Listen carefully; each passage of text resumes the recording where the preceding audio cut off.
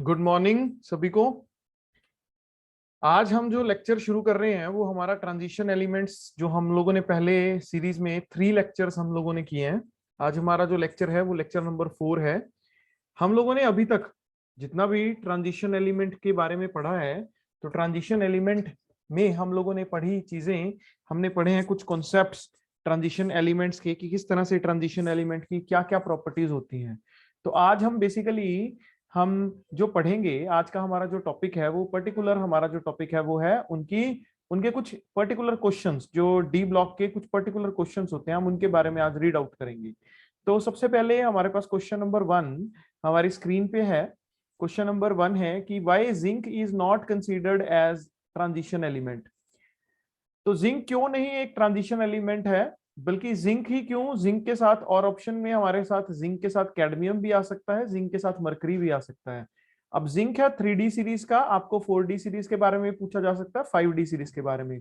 यानी कि क्वेश्चन कुछ इस तरह से भी आ सकता है कि which element of 5D series is not a transition element.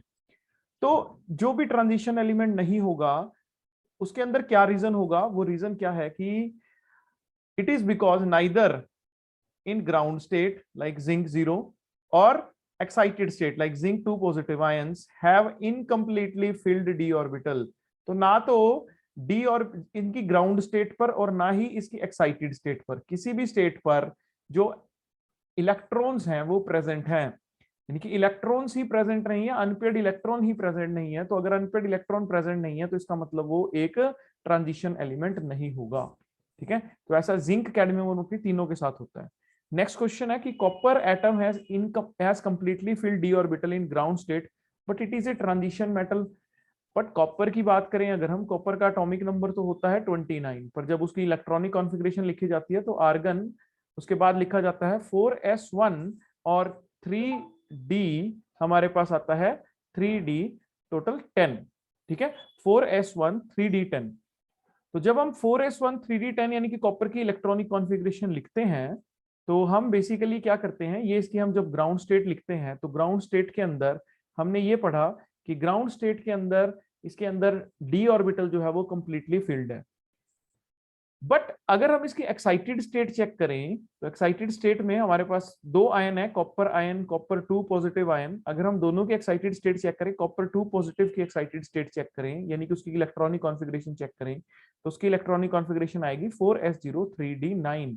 तो 9 इलेक्ट्रॉन्स फिलअप कैसे होंगे, 1 इलेक्ट्रॉन, 2 इलेक्ट्रॉन, 3 4 और 5, फिर 6 इलेक्ट्रॉन, 7 इलेक्ट्रॉन, 8 9। तो एक इलेक्ट्रॉन रह जाएगा अनपेयर्ड। तो यही अनपेयर्ड इलेक्ट्रॉन है, दैट्स वाई जो कॉपर है वो एक ट्रांजिशन एलिमेंट है। तो जब भी हमारे पास ट्रांजिशन और नॉन ट्रांजिशन की बात आती है तो आपने हमेशा यही चीज याद रखनी है कि नॉन ट्रांजिशन और ट्रांजिशन जो वर्ड हम यूज करते हैं वो बेसिकली वर्ड यूज करते हैं आइदर इन ग्राउंड स्टेट और इन एक्साइटेड स्टेट, दोनों स्टेट्स के अंदर हम उसको यूज करते हैं। इसी तरह क्वेश्चन नंबर 3 की बात करते हैं। क्वेश्चन नंबर 3 है हमारे पास कि zinc salts, zinc 2 positive salts हैं जो वो व्हाइट कलर के हैं और कॉपर 2 पॉजिटिव सॉल्ट्स हैं वो कलर्ड हैं, ऐसा क्यों? तो zinc 2 positive salts white colour के हैं बिकॉज जिंक 2 पॉजिटिव के पास कोई भी अनपेयर्ड इलेक्ट्रॉन नहीं होगा।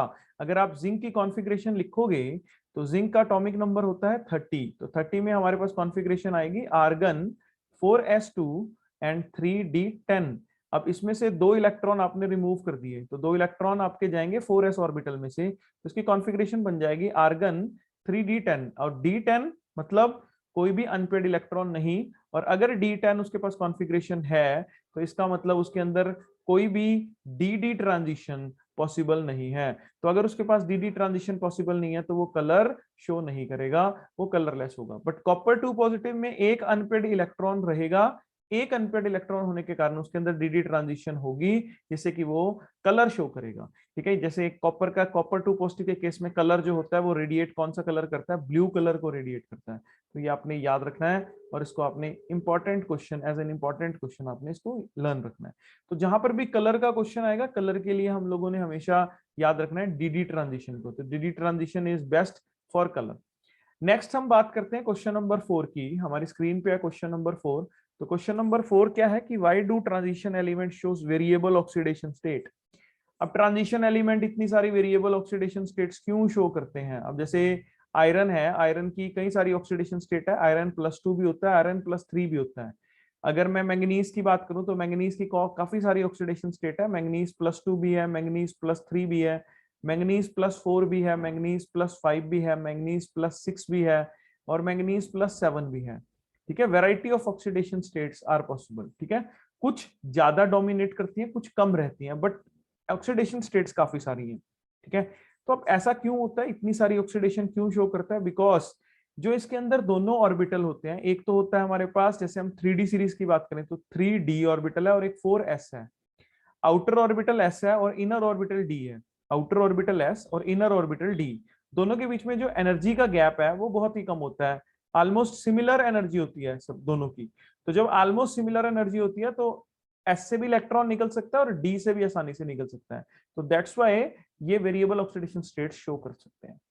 बट अब नेक्स्ट क्वेश्चन हमारे पास यही है कि how is the variability in oxidation state of D block varies, D block varies with P block. अब पी ब्लॉक के साथ कैसे वेरी करती है, ये क्वेश्चन है कि डी ब्लॉक की पी ब्लॉक के साथ कैसे वेरी करती है। अगर मैं पी ब्लॉक की बात करूं तो पी ब्लॉक के अंदर जो लोअर ऑक्सीडेशन स्टेट होती है that is more stable as compare to higher oxidation state. It is because of inert pair effect. ठीक है, इनर्ट पेयर इफेक्ट की वजह से ऐसा होता है। और दूसरा, जो पी ब्लॉक के अंदर ऑक्सीडेशन स्टेट आती है वो ऑक्सीडेशन स्टेट बेसिकली 2-2 के गैप में आती है। ठीक है, पी ब्लॉक की ऑक्सीडेशन स्टेट 2-2 के गैप में आती है, पर डी ब्लॉक की जो ऑक्सीडेशन स्टेट होती है वो 1-1 के गैप में भी हो सकती है। ये भी एक इंपॉर्टेंट पॉइंट है। देखो, जैसे पी ब्लॉक की हम बात करें, नाइट्रोजन फैमिली की बात करें, तो फास्फोरस की बात करें तो फास्फोरस की एक ऑक्सीडेशन स्टेट होती है -3, एक होती है -5 या +3 +5, हमारे पास ये ऑक्सीडेशन स्टेट होती है। तो इसमें हमारे पास जो ऑक्सीडेशन स्टेट है, इसमें जो हमारे पास ऑक्सीडेशन स्टेट है उनमें गैप जो है वो 2 का गैप है। ठीक है, जैसे आप ऑक्सीजन और सल्फर की बात करें, सल्फर के बार केस में करें तो +4 +6 2 का गैप है। ठीक है, बट डी ब्लॉक के अंदर 1-1 का गैप भी आ जाता है ऑक्सीडेशन स्टेट, जैसे Fe2 positive Fe3 positive, copper 1 positive copper 2 positive, तो 1-1 का गैप भी आ जाता है। बट पी ब्लॉक के अंदर वो 2-2 का गैप होता है। अच्छा, दूसरा, पी ब्लॉक के अंदर जब इलेक्ट्रॉन निकलता है तो वो आउटर मोस्ट शेल से ही निकलता है, सब शेल से ही निकलता है। ठीक है, या आउटर मोस्ट ऑर्बिटल से ही निकलता है। बट डी के अंदर क्या होता है, आउटर से तो निकलता है और पेनल्टीमेट से भी, सेकंड लास्ट से भी निकल जाता है।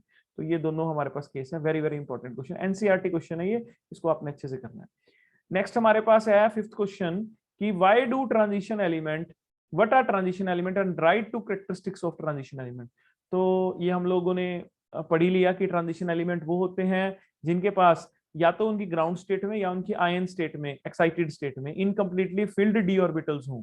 ठीक है, और उनके जो कैरेक्टरिस्टिक्स हैं वो क्या है कि उनके पास वेरिएबल ऑक्सीडेशन स्टेट होनी चाहिए, उनके पास कलर्ड आयंस होने चाहिए। ठीक है, तो इस तरह के हमारे पास 6th क्वेश्चन है हमारे पास, why do transition element shows variable oxidation state, why do transition element show variable oxidation state. I hope ये हम लोगों ने अभी अभी कर लिया।